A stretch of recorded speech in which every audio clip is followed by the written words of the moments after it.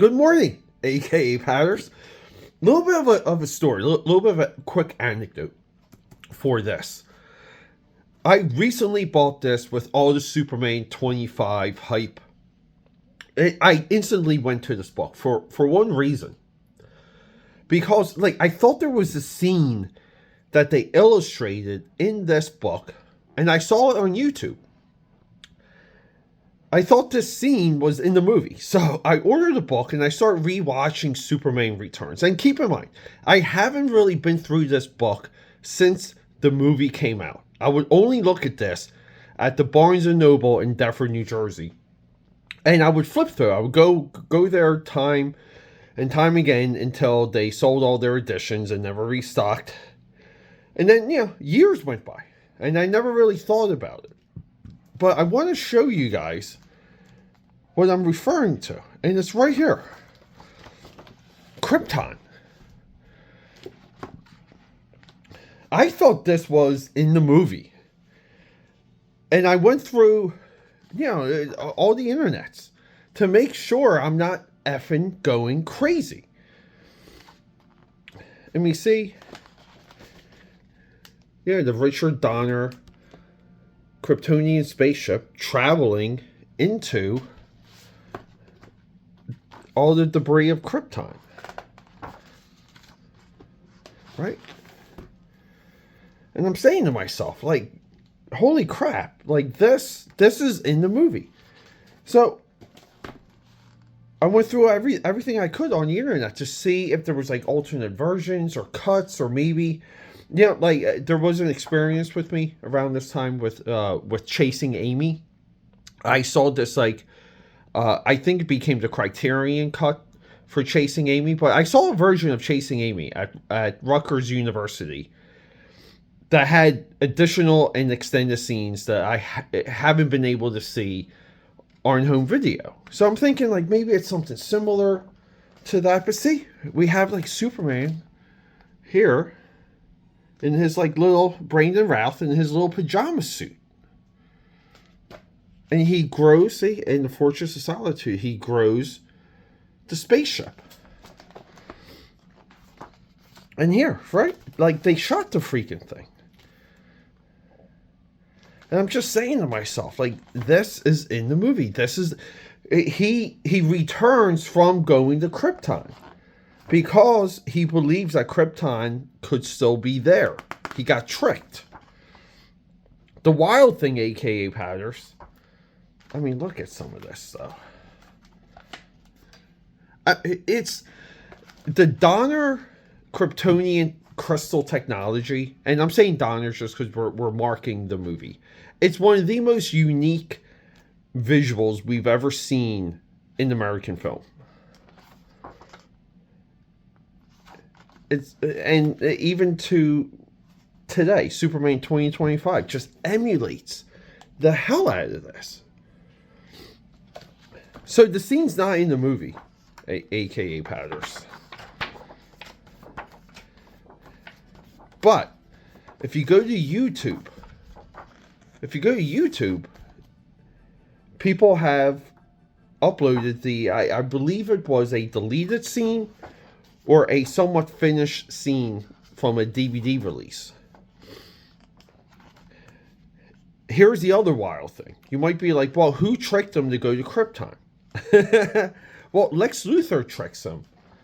So I go down a similar rabbit hole on that. That's from a video game, but the video game cutscene is supposedly from the script of the movie. That's right here, this scene, where he throws Kal-El right over the ledge as the evil Krypton, right, is forming. The continent is forming. So this scene where he throws right here, isn't that cool? So he throws them off of this. But before he does, he gives him the monologue that he's the one that tricked everybody to believe that Krypton didn't entirely get destroyed and it was still out there. So Superman leaves Earth for 5 years. And during that time, Lex Luthor, was in prison, got out of prison. So like the whole backstory for Superman Returns, I think it's it's more appreciated with this book than with the movie. But this is just wild. Where we see it, it's almost like creating a core of its own, and like again too, like very similar to Man of Steel. It is interesting, and I'm not saying it's all the best creative choices at the time, but it is of note how all of the Superman movies emulate the same couple points. And some people might say because they had it so right the first time, you can only diverge a little bit from it, or they're not being creative at all. I mean, right? I don't think anyone's not being creative. I just think it's an obvious position based on that Donner movie. But this is great though. I love the map of New Krypton and just how it was going to flood all of the U.S., chunks of South America. The funny thing is though, like you kind of would, I think you would want New Krypton over here in the Indian Ocean to take, because like you need, like if you're going to rule everything, like you still need the capabilities of the U.S. and you have to manipulate those, right? I mean, just completely taking out the U.S. would just unstabilize everything. But here we have some amazing storyboards. Like, look at this one. That's very Matrix-like. And I say Matrix just in the overall like quality. The Steven Scrocci, which we've done on this channel.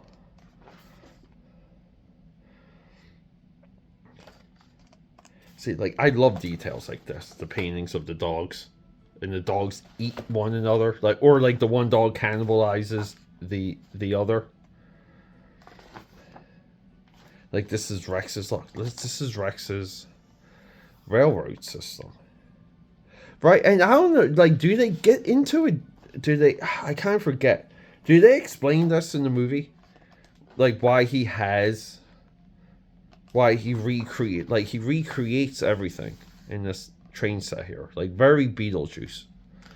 Lex Luthor and the guy, and the one dude from Beetlejuice, they should, like, get together, do a modeling project. I love this. The CG rendering for Lex's yacht.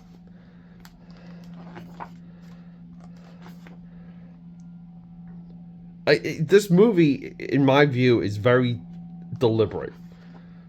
Like, great storyboards. It's just deliberate with its intention. It's not trying to be anything other than a sequel to... I mean, look at these. Look, and that looks like Kevin Spacey. But I love these combos here. Like, very fashion-y stuff. But the movie's deliberate, and it's not, it's like, it's trying to be a sequel. And I think where I was hung up with the movie was like that weird tease that Superman has, Kal-El has a son. That's blasphemous. Well, that's almost like fine now. It's almost status quo. John Kent's been in the comics for so long already. But this is just cool stuff, I think. And I love the combination of... This is like the pre-MCU level previs, but we're still hand-drawing things. Like, look, Bryan Singer. I know, I get it. He got Me Too, but he really was an advocate for the continuation. I think they had... Feel free to I mean, this is great too. Feel free to fact check me or double check me. But I believe Bryan Singer and crew, they had 3 of these movies mapped out. And you just want to say, like, if this worked, if this effing movie worked, I love this too, Hal. Right? Like, this is now what they have animated for DC Studios. So this is kind of cool too. So they redrew the origin in the style of Simon and Schuster. They made their own comic, like for the production crew. But they drew it in this. But they drew the origin from the 1977 movie in the style of Simon and Schuster. And this was, I mean, it says in here.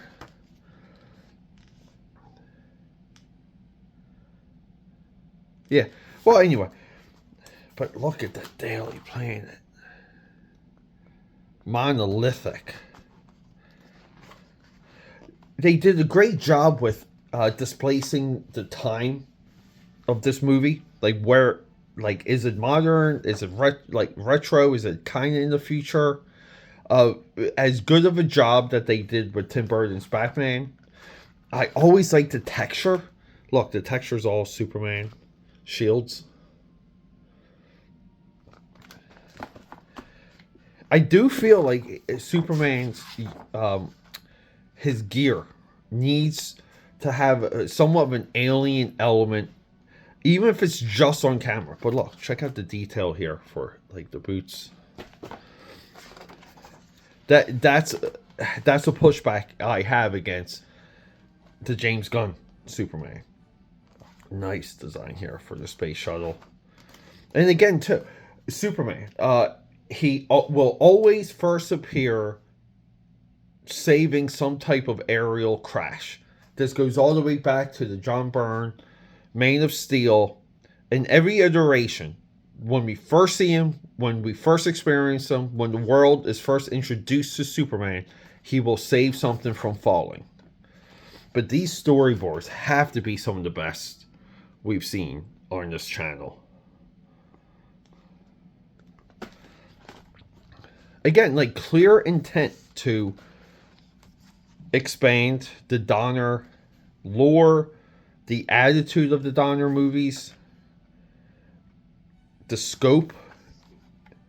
I mean, this is great too, where he's just floating above the earth and he just hears something.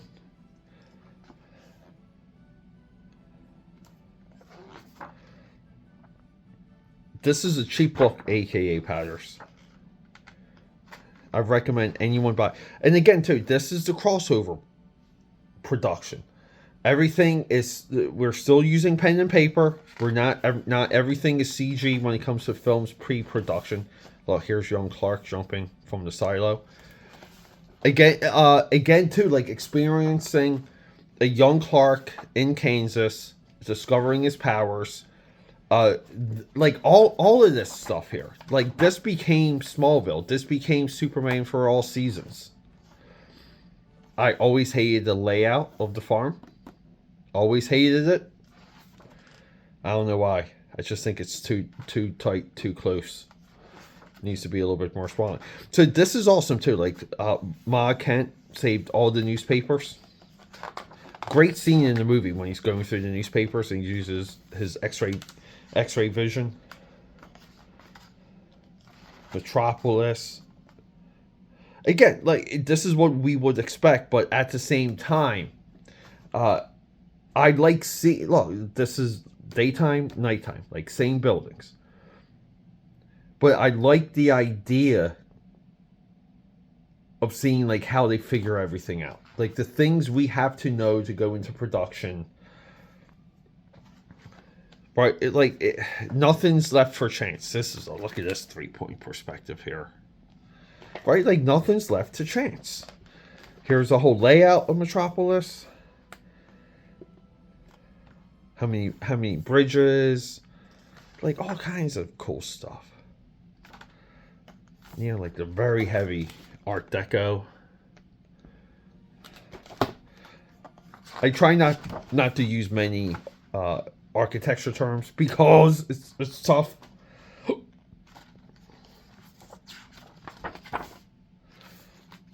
And again, too, these books are great because like you can just get close with the detail. You can just appreciate it. Luthor gets life. Where has he gone? So, like, you kind of want to say, too, is, like, you know, like, Superman probably leaves in search of Krypton because Lex Luthor, the biggest threat, is put away for life.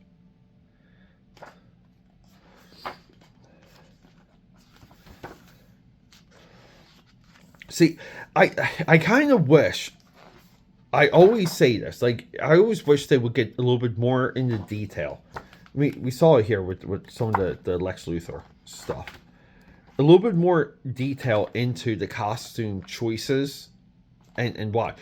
We every single one of these books, they gloss it all over with platitudes. We get a couple lines from the crew and the people around it, but it's not like, hey, like, we wanted to stay away from yellow for a reason. Hey, we pitched this like lingerie fur coat and it got rejected for these reasons.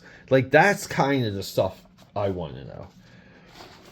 But no, I think what a great book. Eye-opening experience. What is the there you go, nice. Right, eye-opening experience. The Art of Superman Returns.